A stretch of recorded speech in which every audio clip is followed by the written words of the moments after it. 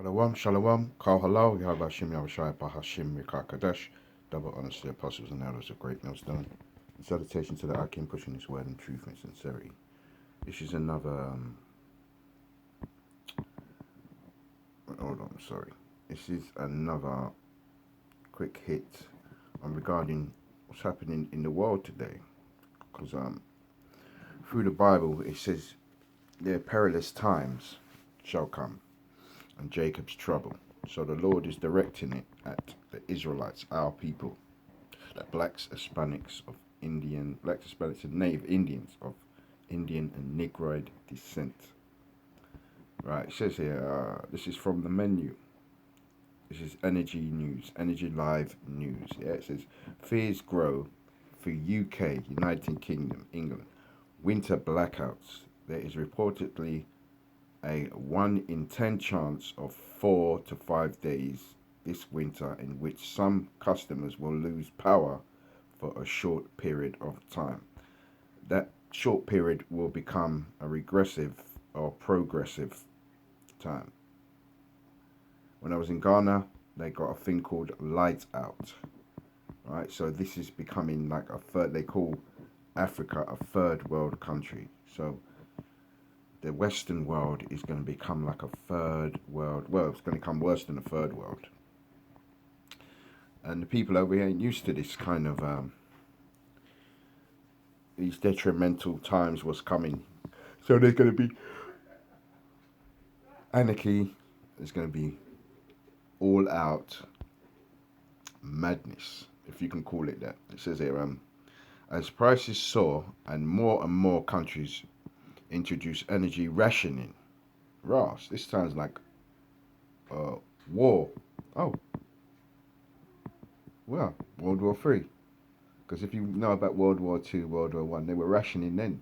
So there's nothing new under the sun. It says here, as prices soar, more countries introduce energy rationing measures in fear of blackouts and power cuts. This winter, the UK is not out of the woods yet, analysts have warned.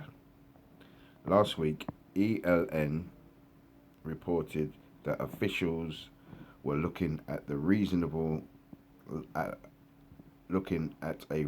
worst case outlook that would be brought forward if energy imports from Norway and France are reduced and the nation needs to conserve power.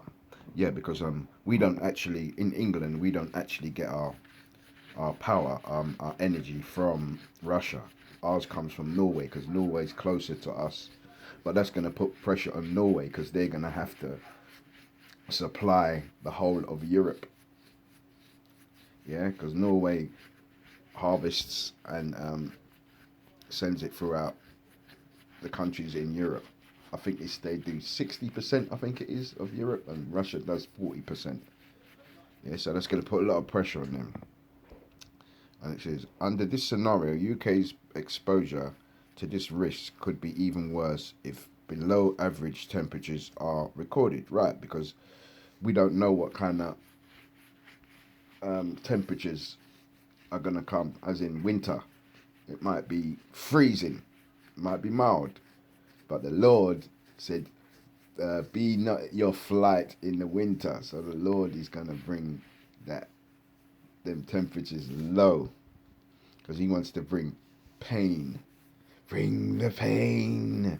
He wants to bring pain on this society. And it's a beautiful thing because the Lord said his servants shall be all right. So Lord willing, I'm one of his servants. You know, it says here, the Times reported that Adam Bell, former head of energy strategy at BEIS until last year, said he believes there will be 1 in 10 chance that some domestic customers could see power cuts for a short number of hours for up to 5 days this winter. So it's going to get real bad. Mr. Bell said this government is wary of being seen to tell people what to do, but this is a crisis. This is a crisis. It is absolutely the right moment for government to provide people with the information they need to make decisions to help protect their families and also to help reduce overall energy demand. And just imagine that if they're telling that the households, what about the businesses? So that means there's going to be lack of jobs again. There's going to be job cuts. They're going to go home. Oh, we can only do 3 days a week. So what's that going to do? They ain't going to pay you for 5 days a week work when you're only doing 3 days. So that's going to cause another wave, more friction.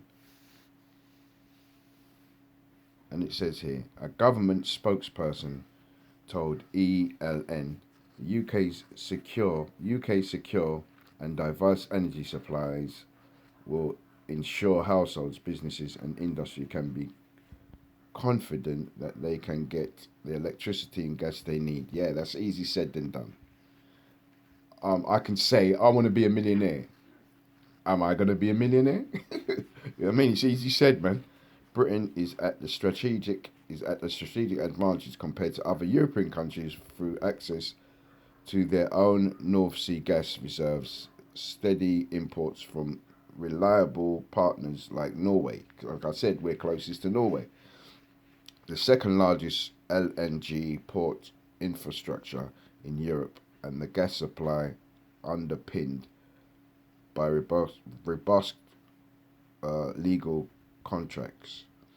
Thanks to a massive 90 billion investment in clean energy in the last decade, we have one of the most reliable and diverse energy systems in the world. And unlike Europe, we are not dependent on Russia energy imports. You see, that's the difference. England's not. That's one thing about the English. They always take care of business when it comes to as in diversity. Yeah, it's just the other European countries, they're more dependent. Like you said, North Sea. England's got North Sea and they got Norway. Right next to England is Norway. So we ain't gonna suffer. In England, ain't gonna suffer as much. But then again, we got Russian missiles pointed at us first.